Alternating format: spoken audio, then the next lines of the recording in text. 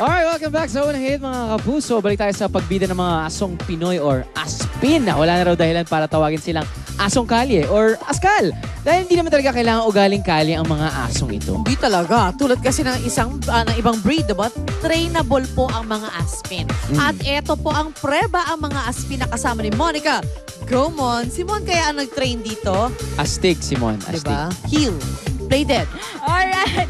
Hello guys! Ito nga ngayon kasama ko naman ang isa sa mga members ng Aspen Club na si Nala na magpapakita ang gilas mamaya. Ito actually si Nala ay isang mixed breed daw na Shar-Pei at Labrador. And siya ay 2 years and 5 months na. And as you can see mga kapuso, itong si Nala ay naka-wheelchair ngayon. Kasi ayon sa kanila, just last year, 1 year ago, ito daw si Nala ay nadaganan ng tricycle. Pero kahit na ngayon ay naka-wheelchair siya, nag-undergo siya ng therapy and hopefully makalakad siya normally in the future. Alright? Pero kung kayo nagtataka mga kapuso kung bakit ito si Nala na isang mixed breed ay member ng Aspen Club, ito ay dahil tumatanggap din po ng kahit anong uri ng aso, mapa-native or mixed breed man ang Aspen Club. And kapag kayo ay naging miyembro niyan, marami kayo mga benefits na pwedeng matanggap, like tinuturuan nila ang kanilang mga dogs ng mga obedience tricks tulad ng napapanood nyo sa inyong mga screens. Ayan, tinuturuan sila ng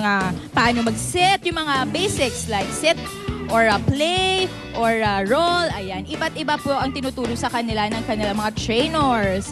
And nakakatuwa dahil bukod sa natututo ang ating mga dogs, mas nagiging disiplinado po sila at nagkakaroon din sila ng pagkakataon na makipag-socialize hindi lamang sa kanilang mga kapwa-aso, kundi maging sa iba pang trainers. O, di ba? Bonggang-bongga talaga.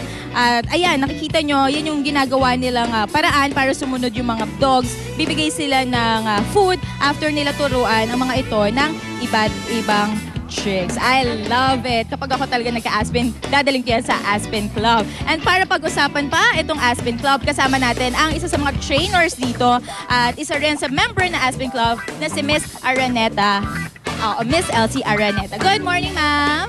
Alright. So, ma'am, I love. Ano pong pangalan ng dog nyo?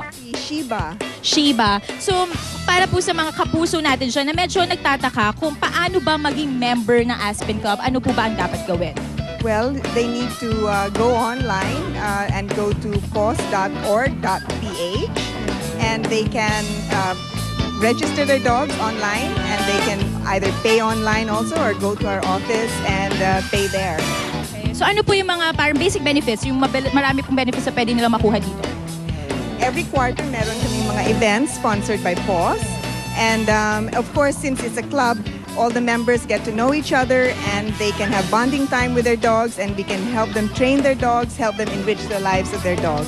Alright, thank you so much. Ayan, so sa mga Aspen owners, dali nyo lamang po yan sa Aspen Club tulad ng sinabi ni Miss Araneta. Thank you so much, ma'am. Alright, gusto rin natin magpasalamat of course sa POS. Alright, so ayan mga kapuso, habang ako'y nakikipaglaro muna sa mga dogs, back to studio muna.